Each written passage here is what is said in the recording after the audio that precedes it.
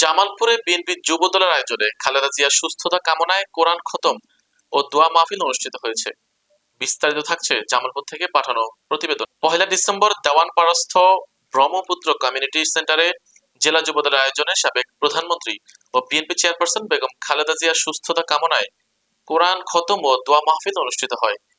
দোয়া মাহফিলে জেলা যুবদলের আহ্বায়ক শরীফুল ইসলাম খান সজীবের সভাপতিত্বে প্রধান অতিথির বক্তব্য রাখেন জাতীয় নির্বাহী কমিটির সহ সাংগঠনিক সম্পাদক বিএনপির মনোনীত প্রার্থী অ্যাডভোকেট শাহ মোহাম্মদ ওয়ারেস আলী মামুন। অন্যান্যদের মধ্যে উপস্থিত ছিলেন বিএনপি জেলা যুবদল, শ্রমিক দল, ছাত্রদল, মৎস্যজীবী দল সহ বিভিন্ন অঙ্গ ও সহযোগী সংগঠনের নেতৃবৃন্দ।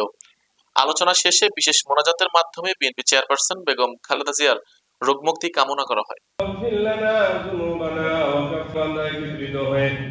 দেশনেত্রী বেগম খালেদা মাওলা তার বিরুদ্ধে কোনো দুর্নীতি নেই, এমন প্রধানমন্ত্রী যারা স্বৈরাচার হয়ে দেশ পলায়ন করেছেন, ও মাওলা তিনি বারবার কারাবরণ করেছেন, তবুও তো দেশ ত্যাগ করেন নাই মাওলা।